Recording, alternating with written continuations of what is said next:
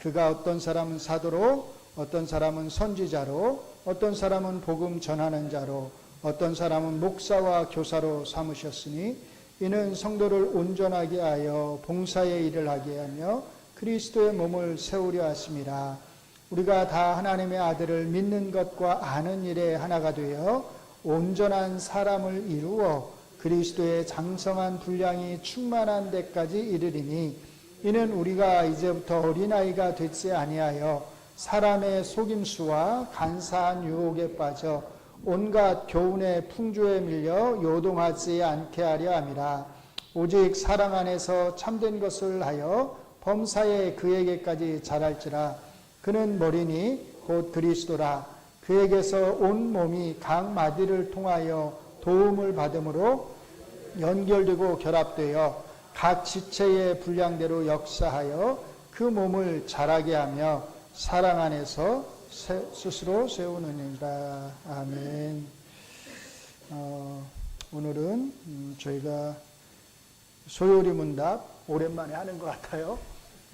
제 35문을 함께 공부하도록 하겠습니다. 소요리 문답의 이 교리 부분은 거의 이제 끝나가는 겁니다. 몇 개 안 남았어요. 자, 프린트물 다 받으셨죠? 예.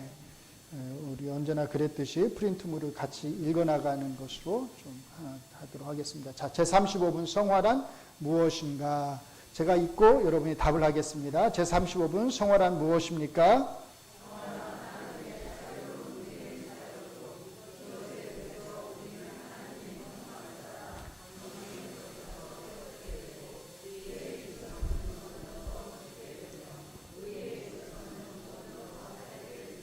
예.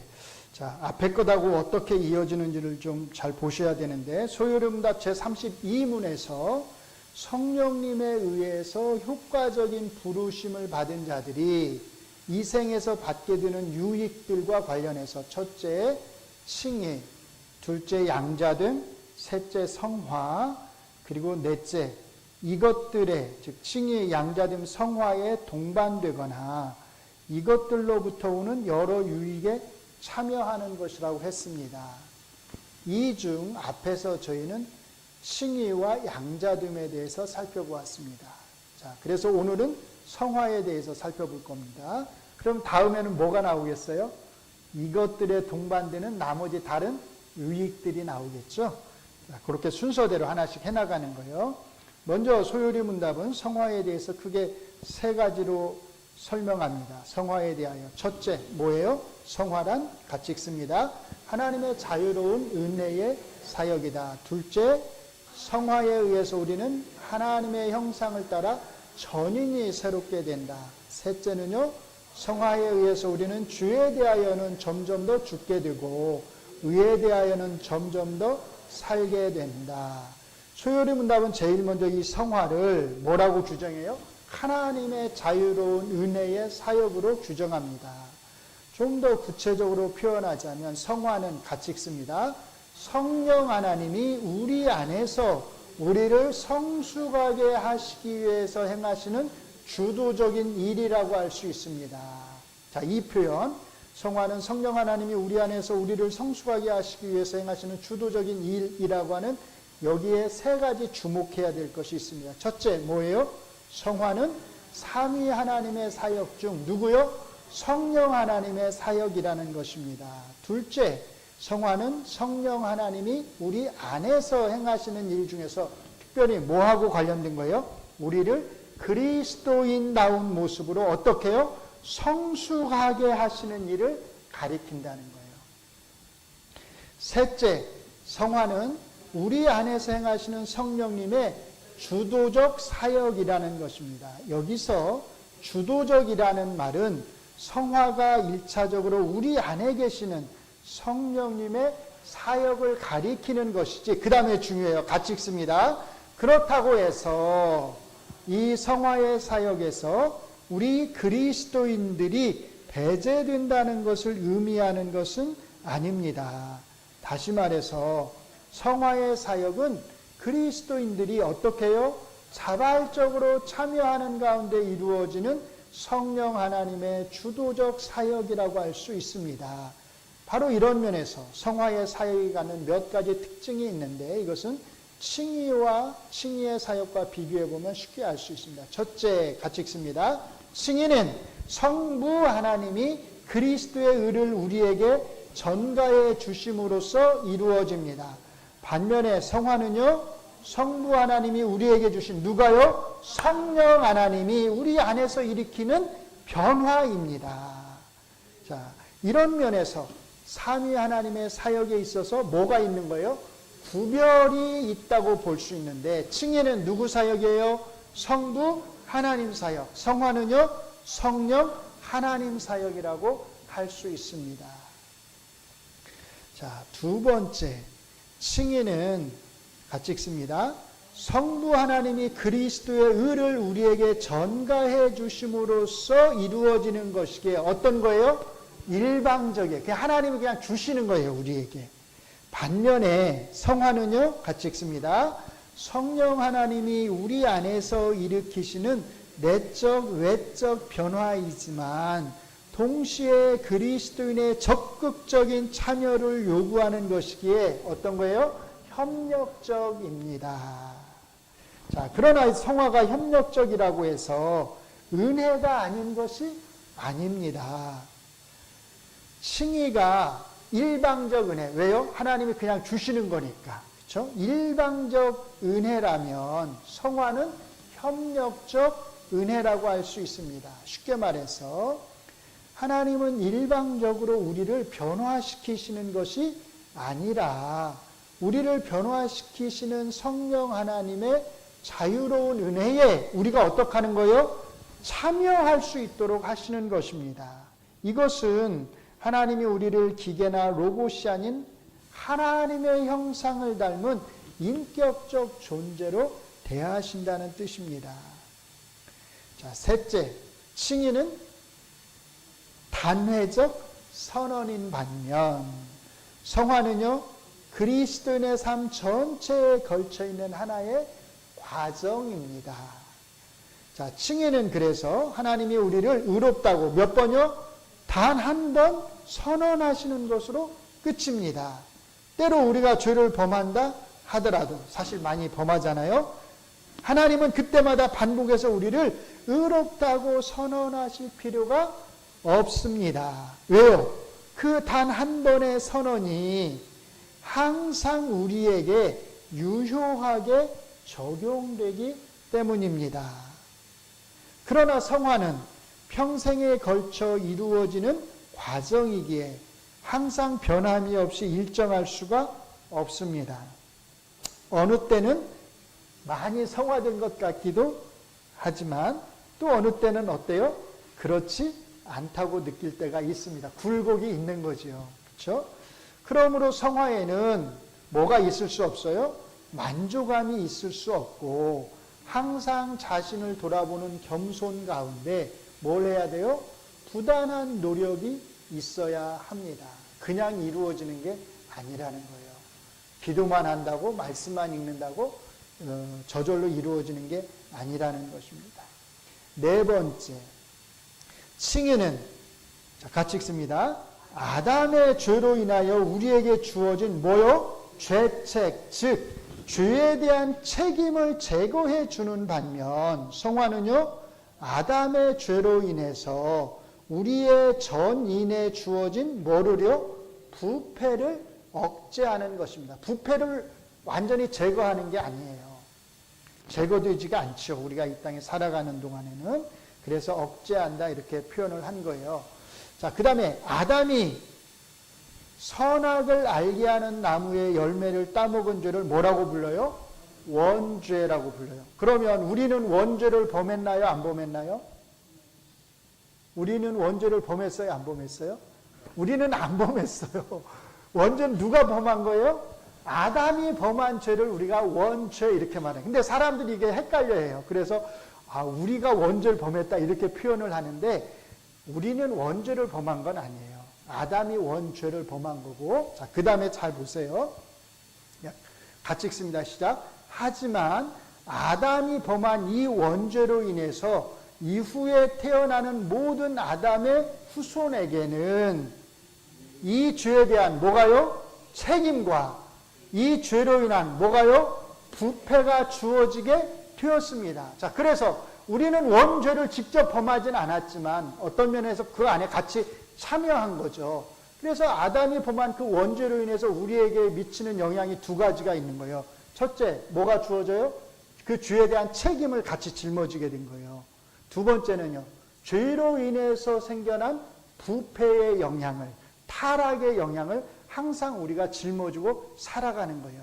그래서 이거를 잘 구분을 하셔야 된다는 거예요. 자, 칭의는 이 죄에 대한 책임을 단번에 그리고 완전히 제거해 줍니다. 그래서 우리에게는 예수님을 믿는 우리에게는 더 이상 죄에 대한 책임이 있을까요? 없을까요? 더 이상 우리는 없어요. 네, 이것은 다 누가 짊어지신 거예요? 예수님이 다 짊어지신 거예요. 그래서 우리는 이 죄에 대한 책임에서 자유로운 겁니다. 그러므로 그리스도인에게는 더 이상 정죄가 있을 수 없습니다. 같이 읽습니다. 그러므로 이제 그리스도 예수 안에 있는 자에게는 결코 정죄함이 없나니 이는 그리스도 예수 안에 있는 생명의 성령의 법이 죄와 사망의 법에서 너를 해방하였음이라. 죄에 대한 정죄가 없다, 그 말은 죄에 대한 책임이 없다는 말과 같은 말이에요. 만약에 죄에 대한 책임이 있으면 뭐가 따라와야 돼요? 정죄가 따라와야 되죠. 책임을 져야 되니까요.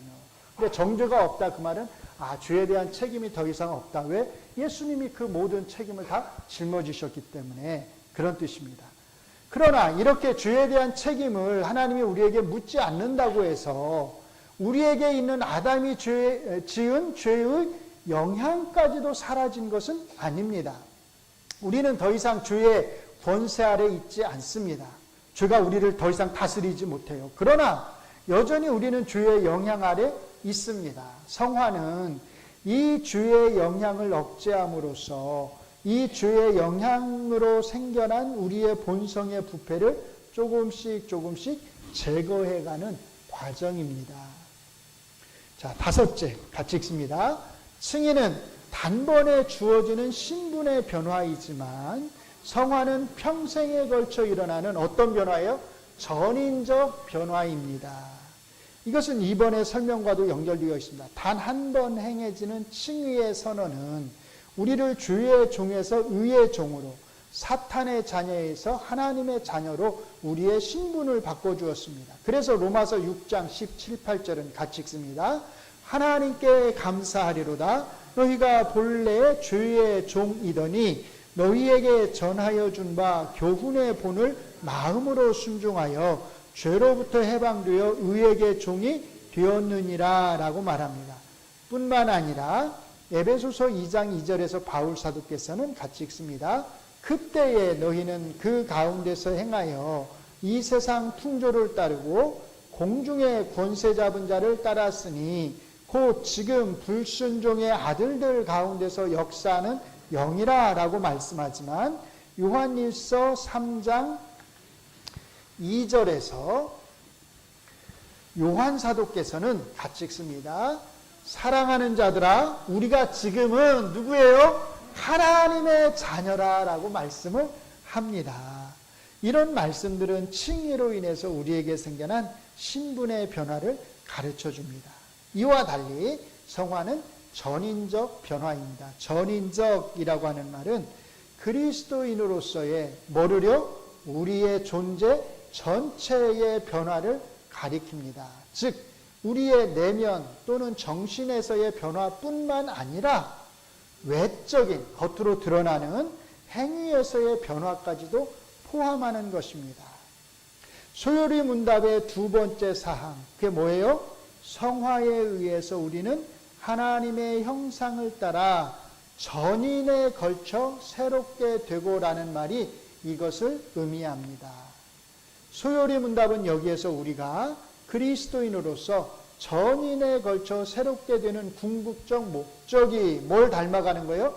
하나님의 형상을 닮아가는 것임을 분명히 가르쳐 줍니다. 이것은 그리스도인으로서 우리의 삶의 목표가 얼마나 고상해야 하는지를 보여줍니다.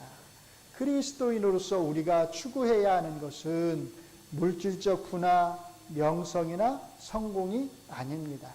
그리스도인으로서의 어떤 특별한 영적 은사나 능력도 아닙니다.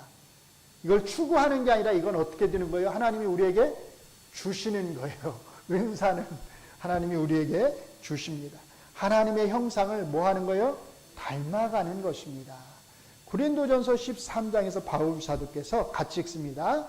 내가 사람의 방언과 천사의 말을 할지라도 사랑이 없으면 소리나는 구리와 울리는 꽹과리가 되고, 내가 예언하는 능력이 있어 모든 비밀과 모든 지식을 알고 또 산을 옮길 만한 모든 믿음이 있을지라도 사랑이 없으면 내가 아무것도 아니요.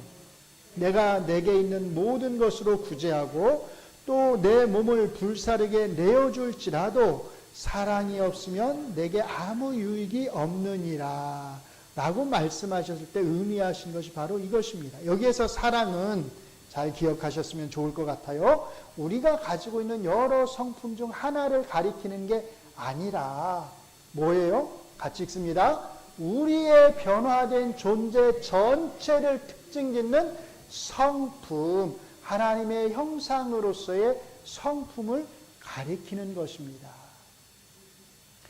이런 면에서 바울 사도께서 여기서 말한 사랑은 요한 사도께서 요한일서 4장 8절과 16절에서 뭐라고요? 하나님은 사랑이시다라고 말씀하셨을 때의 그 사랑과 연결되어 있다고 할 수 있습니다. 사랑이 하나님의 존재 전체를 특징짓듯이 그리스도인의 존재 전체를 이 사랑이 특징짓기 때문입니다. 그러면 우리는 사랑으로 특징지어지는 하나님의 형상이라고 하는 이런 고상한 삶의 목표에 어떻게 이룰 수 있을까요? 세 번째 사항이 바로 그 방법을 말해줍니다. 같이 읽습니다. 주에 대하여는 점점 더 죽게 되고 의에 대하여는 점점 더 살게 되는 것을 통해서입니다. 여섯 번째, 자, 같이 읽습니다. 칭의는 실제적인 변화를 수반하지 않지만 성화는요, 실제적인 변화를 수반합니다. 이것은 앞에서 다룬 5번과 연결되어 있습니다. 칭의는 신분의 변화를 가리키는 것이기에 실제적인 행위의 변화를 포함하지 않습니다. 그러나 성화는 전인의 변화를 가리키는 것이기에 성화에는 반드시예요. 뭐가 수반되어야 돼요? 실제적인 행위의 변화가 수반되어야 합니다. 즉 반드시 가시적으로 변화된 행위의 모습들이 나타나야 한다는 것입니다. 갈라디아서는 이것을 가리켜서 뭐라고 말해요? 성령의 열매라고 사실은 말을 하는 거예요. 같이 읽습니다. 육체의 일은 분명하니 곧 음행과 더러운 것과 호색과 우상 숭배와 주술과 원수 맺는 것과 분쟁과 시기와 분냄과 당 짓는 것과 분열함과 이단과 투기와 술 취함과 방탕함과 또 그와 같은 것들이라. 전에 너희에게 경계한 것 같이 경계하노니 이런 일을 하는 자들은 하나님의 나라를 유업으로 받지 못할 것이요 오직 성령의 열매는 사랑과 희락과 화평과 오래 참음과 자비와 양선과 충성과 온유와 절제니 이 같은 것을 금지할 법이 없느니라. 하나님 나라를 유업으로 받는 사람은 어떤 사람들이에요? 성령의 열매를 맺는 사람들이라는 거예요. 자, 여기에 나와 있는 목록들에 주목하시기 바랍니다. 여기에는 우리의 내적인 품성과 관련된 목록뿐만 아니라 외적인 행위와 관련된 목록이 함께 나와 있습니다. 내적 변화와 외적 변화가 구분되지 않은 전인적 변화라는 뜻입니다. 그리고 이렇게 전인적으로 변화된 삶의 모습은 특별히 교회 공동체 안에서 가시적으로 드러나야 한다는 뜻입니다. 이렇게 변화된 삶의 모습이 성령의 열매인 것은 처음에 설명을 드렸듯이 이런 변화의 과정에 있어서 주도적인 역할을 누가요? 우리 안에 계시는 성령님이 행하시기 때문입니다. 우리 안에 계시는 성령님이 이 일을 주도적으로 행하신다면 누가 이 일을 막을 수 있겠습니까? 만약에 여기에 저항한다면 그 사람은 거듭난 사람이라고 할 수가 없겠죠. 자, 그러므로 뭐라고 말하는 거예요? 이 같은 것을 금지할 법이 없느니라고 하는 사도의 말씀은 매우 타당한 것을 알 수 있습니다. 마지막 7번째입니다. 마지막으로 칭의와 성화의 가장 중요한 차이가 있다면 칭의는 오직 믿음으로 얻게 되는 반면에 성화는요, 오직 믿음으로 될까요? 자, 같이 읽습니다. 하나님의 말씀인 성경에 대한 지식과 기도로 이루어진다는 것입니다. 이것은 제가 사실 오늘 아침에도 살짝 말씀을 드렸던 거예요. 이걸 잘 기억하셔야 돼요. 칭의를 얻는 데는 하나님의 아들, 유일한 구원자로서의 예수님에 대한 바른 믿음만 있으면 됩니다. 그렇죠? 근데 칭의를 얻었다고 해서 바로 성화되는 게 아니잖아요. 칭의는 성화와 동시에 일어나면서 동시에 성화의 시작이 곧 칭의입니다. 그래서 그러나 성화는 이런 믿음만으로 되는 게 아닙니다. 성화를 위해서는 뭐가 필요해요? 하나님의 말씀인 성경에 대한 지식이 반드시 필요합니다.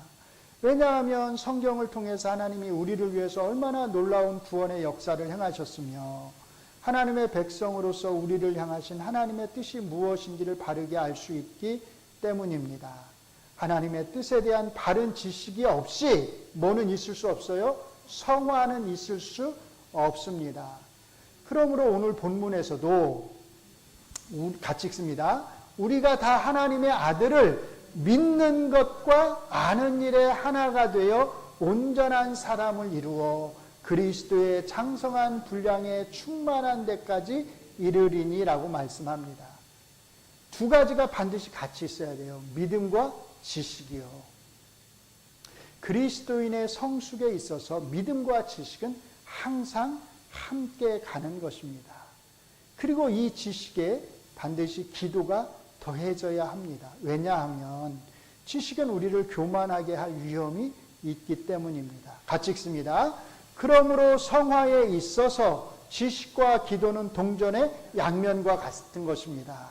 말씀을 열심히 공부하는 사람일수록 기도하는 일에 더욱더 힘써야 합니다. 아멘. 예.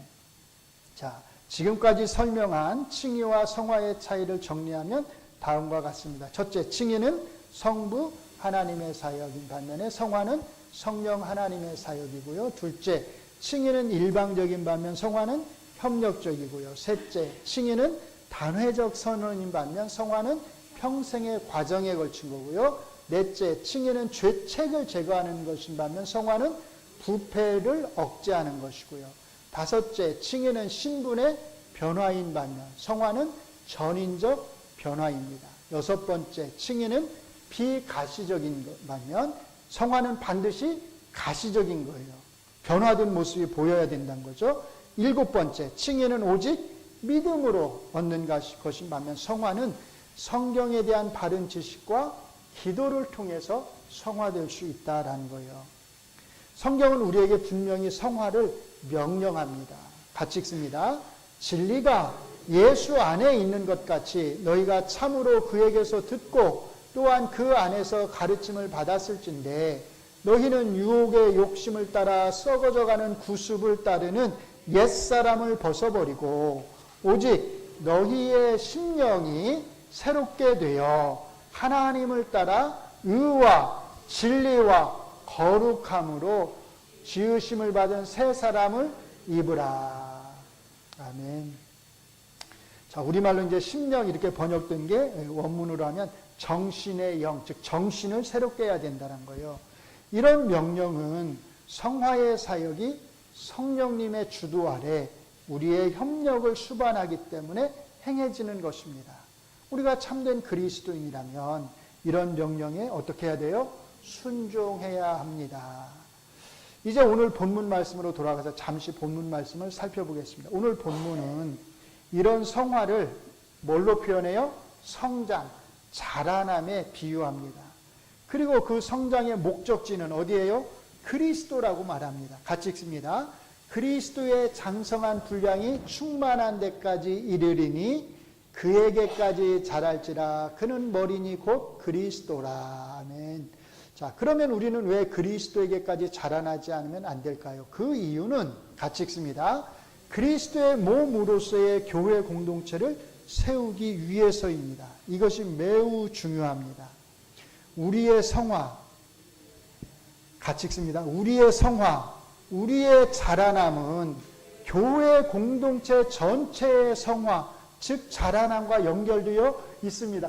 우리가 놓치는 게 이거예요. 제가 보면 좀 안타까운 게 뭐냐, 우리는 성화, 거룩함 그러면 주로 어떤 성화를 생각해요? 개인적 성화만 생각해요. 근데 성화는 당연히 개인적 성화가 있어야죠. 근데 그 궁극적인 목적은 뭐냐면 사실은 하나님의 교회 전체의 성화, 자라남, 성숙함하고 연결되어 있는 거예요. 자, 그 다음 같이 읽습니다. 시작.